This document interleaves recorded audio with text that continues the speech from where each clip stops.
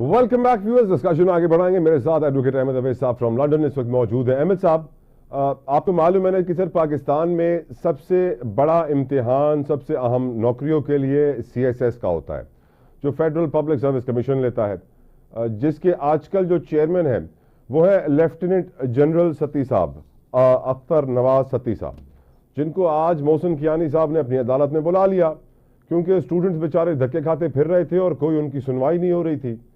तो आज जब उनको बुलाया गया और उनसे पूछा गया कि आप रिजल्ट कब अनाउंस करने वाले हैं, क्योंकि पिछले साल के एग्जाम्स के रिजल्ट आए नहीं है, नया एग्जाम 2025 का शेड्यूल जारी कर दिया गया फरवरी 15 से।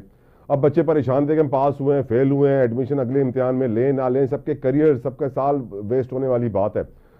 Additional attorney general Munawwar Iqbal Dogar जो है वो दलाइल देते हैं आज अदालत में, और वो एक बात करते हैं जो अहमद साहब मुझे समझ नहीं आई, मैं आपसे समझना चाहता हूं क्योंकि आप ज़्यादा मुझसे ज़्यादा अक्लमंद है, ज़्यादा सीनियर है, आपने दुनिया देखी है। वो कहते हैं कि अगर 2025 के CSS के इंतखाबात को मौखर किया गया तो सीक्रेसी के मसाइल पैदा हो सकते हैं।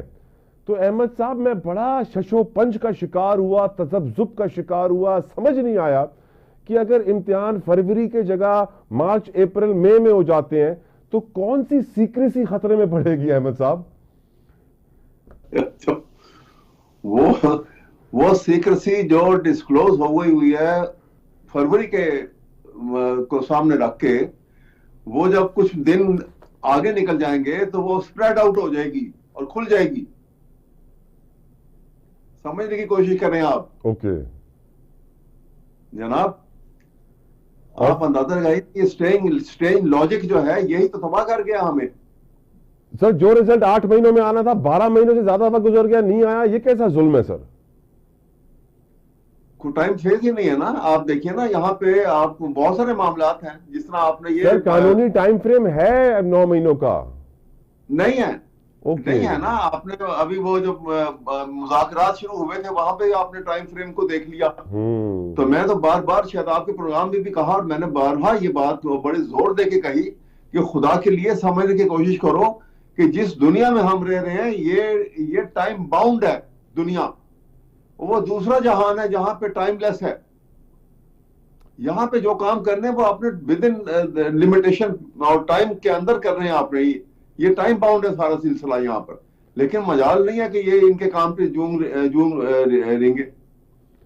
सर, ये तो बात थी 15,000 CSS के स्टूडेंट्स की ना, जो बेचारे 5 साल मेहनत करते हैं, बड़ी मुश्किल से वो तैयारी करते हैं, एकेडमीज में जाते हैं, चले तो बड़े फोकस करके पढ़ते हैं जी वो उसमें, क्योंकि सब्जेक्ट जो है जब वो इसका कंपटीशन है ना, कंपटीशन में तो एक एक नंबर मैटर करता है। फेडरल पब्लिक सर्विस कमीशन को सलाम हो सर, उनको सलाम हो, 12 महीने तक रिजल्ट नहीं दिया, अल्लाह तो पूछेगा उनसे। लेकिन मोहसिन कियानी साहब ने भी फैसला महफूज कर लिया और एक्सपेक्टेड है कि वो इसी हफ्ते सुनवा सकते हैं वो फैसला, और वो बड़ा फैसला ही देंगे, आपको मालूम है। सर, मेडिकल के तो स्टूडेंट्स लाखों में है अहमद अवैस साहब। अब मामला ये हुआ कि कंप्लेंट गई थी वजीर आजम साहब के पास कि ये जो प्राइवेट मेडिकल कॉलेजेस हैं इन्होंने लूट मार मचाई हुई है। 2019-20 का भी ये फैसला है सुप्रीम कोर्ट का कि जिसमें उन्होंने कह दिया कि मेडिकल प्राइवेट कॉलेजेस 9 लाख रुपए सेमेस्टर लेंगे, और वो भी अहमद साहब 2 लाख से जायद की रकम बनती है पर मंथ। 4 मंथ्स का सेमेस्टर होता है सर। तो 9 लाख रुपए सुप्रीम कोर्ट ने कहा कि आप इस सेमेस्टर के इतने से ज्यादा नहीं लेंगे, और देखते ही देखते प्राइवेट मेडिकल कॉलेजेस ने वो 9 लाख से 30 लाख का अमाउंट भी क्रॉस कर दिया। मेडिकल एंड डेंटल काउंसिल एक इदारा है जिसको आज अरकान पार्लियामेंट माफिया करार दे रहे हैं, और लोग कह रहे हैं कि सियासतदान भी मिले हुए हैं, क्योंकि वजीर आजम के पास ही जब मामला गया तो वजीर आजम ने एक कमेटी भी बनाई और कायमा कमेटी को ये सेनेट की मामला भेजा, सेहत की, और जो वजीर आजम ने कमेटी बनाई उसकी सरबराही थी इसहाक डार, नायब वजीर आजम, वजीर खारजा, क्योंकि उनके पास वक्त शायद बहुत था तो इसलिए उनको तीसरा ओहदा भी दिया गया। इसहाक डार साहब ने कमेटी कुछ नहीं किया, तमाशा देखती रही। सेनेट की कायमा कमेटी बनाई सेहत ने एक जेली कमेटी बनाई, जिसे मैं शुक्रिया अदा करूंगा सेनेटर पलवशा खान साहिबा का, और भी जो उनके साथ सेनेटर थे उनका भी शुक्रिया अदा करूंगा जिन्होंने आज अपनी तजावीज़ भेजी हैं कि कार्रवाई होनी चाहिए और सेनेट के अंदर यह आवाज़ अब उठाई जाएगी दोबारा आने वाले इजलास में।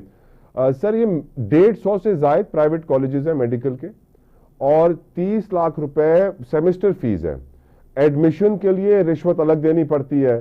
जो रेगुलेटर है उसको सियासतदान माफिया करार दे रहा है, और ये भी 5 साल की तालीम होती है। और बताया ये जा रहा है कि क्योंकि ये फीसों के मामले के ऊपर कायमा कमेटी हरकत में आ गई थी, तो इस वक्त जो एडमिशन हो रहे हैं सर, उनसे वो 2-2, 3-3 सेमेस्टर की एडवांस फीस मांग रहे हैं, ताकि कल को कोई फैसला आ जाए तो वो पहले से फीस उनके पास पहुंच चुकी हो।